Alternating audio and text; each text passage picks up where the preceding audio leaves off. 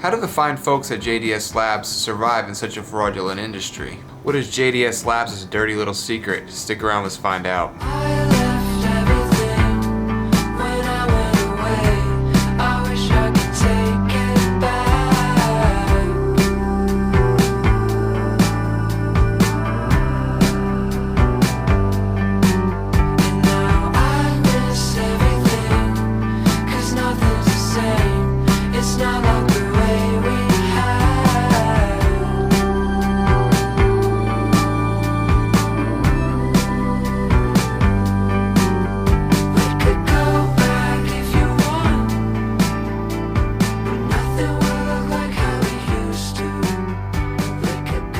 Greetings, mates. Here, Charles here, HomeStudioBasics.com, helping you make sound decisions leading to a beautiful audio experience that will make you fall in love with music, not gear, all over again. So, much has been said about the DAC dilemma. In fact, as of late, the debate actually seems to be heating up quite considerably. Endless paragraphs of back and forth drivel and bickering to what essentially amounts to Jack Squad! You could argue it's the same in every niche, and you wouldn't be wrong. But I've noticed something very interesting within the last few months in perusing the JDS Labs website and wanted to maybe give you some alternate food for thought. JDS Labs does not and seemingly has never bought into the whole charade. Let's first take a look at an email I recently received that will serve as a connection I'm going to make here. Quote, I feel like I've watched every video on YouTube for amps and DACs reviews, but still do not understand why there is such a large price range offered by the same supplier. Unquote. Wow, if I had a nickel for every time I thought about that. Fudgety nickels? Nah, just some old junk.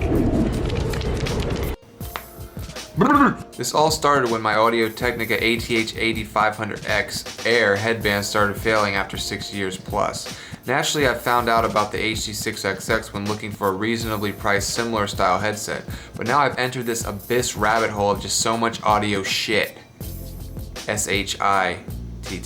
I'm in this purchasing paralysis where I feel like I'm no closer to finding a replacement. Originally, I thought I was going to end up with the HD6XX and a Toppings DX3 amp DAC, the new one. From what I've heard, the HD6XX is a must for newcomers to be enlightened with. He goes on to say, this leads to more questions like why are there so many different price points and options from brands like Toppings for amps? The 30 and 50 range makes my head spin.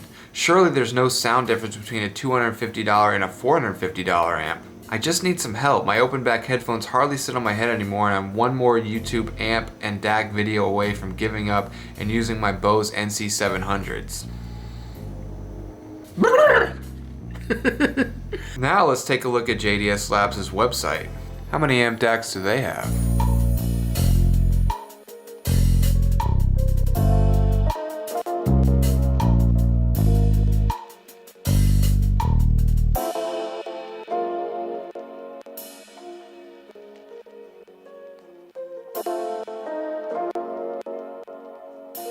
Huh, that seems odd. There's only like one or two. Surely there's more to choose from. Nope, there's no more. Wow. Maybe that's because one or two is all you need. And I go back to his quote, surely there's no difference between a $250 amp and a $450 one, right? Right?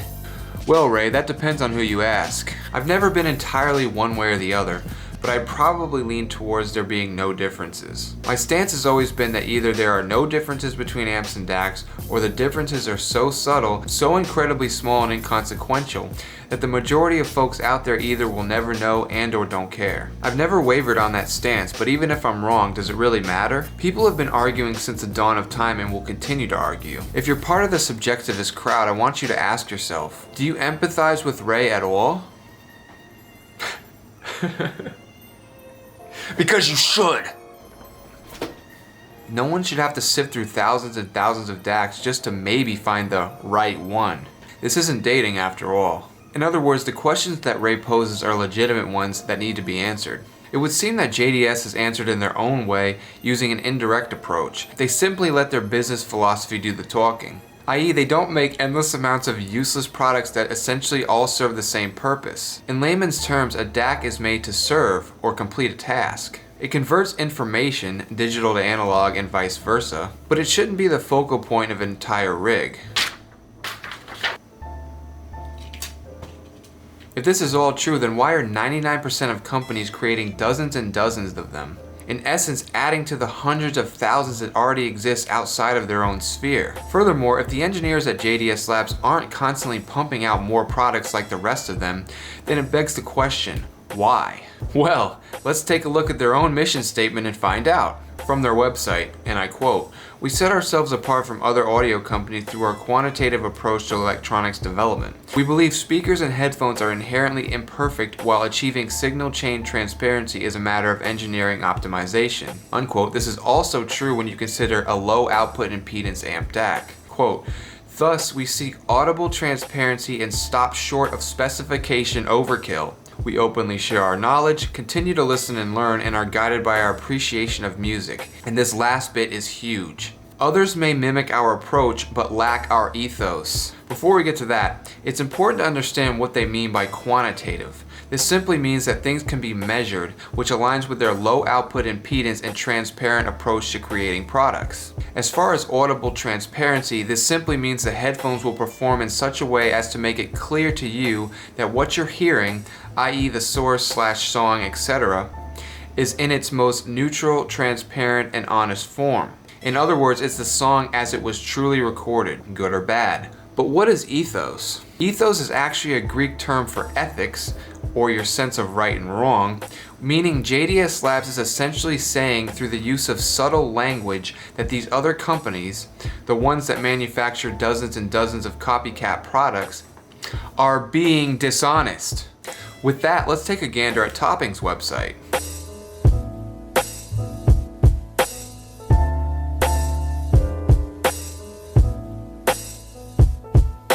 Wow, that's a whole lot of shit that does the exact same thing. I wonder if they have a mission statement. Let's find out. No mission statement. Color me shocked. Wait, here it is, conveniently hidden at the bottom where they hope you won't notice. Let's take a look. Quote, "Topping is the top." We give a more profound meaning for topping, that is, develop and expand, evaluation, and quality. Topping always remains true to our original aspirations, adheres to this concept to the pursuit, and explores on the road of hi-fi. 3 sentences of wordy fluff so far. Let's continue. Topping firmly believes that the hi-fi should be united with pleasant hearing and subtle performance.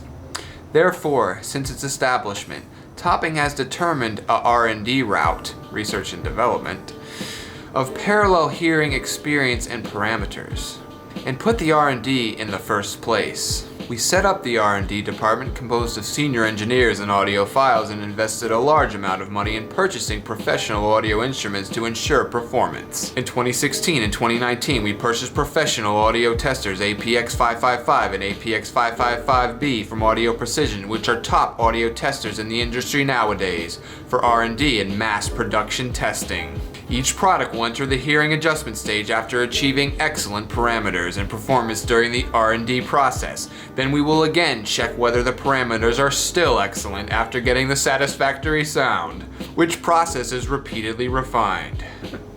The concept and products of Topping have won a recognition of audiophiles worldwide. Now go back and read JDS's mission statement again. Which one seems like bullshit? Topping provides a mishmash of vague methods that aren't actually explained in a way that makes sense. Instead, we're hit with R&D a whopping 4 times, coupled with a very poorly written, unnecessarily repetitive explanation of how they run tests. They're basically spamming words over and over again in an attempt to try and sound like they're not scamming you. For instance, how do products achieve excellent parameters? What is satisfactory sound? And who determines if these are excellent or still excellent? It's just a bunch of nonsense. Exploring the road of hi-fi, excellent parameters and performance? Is this Bill and Ted's Excellent Adventure?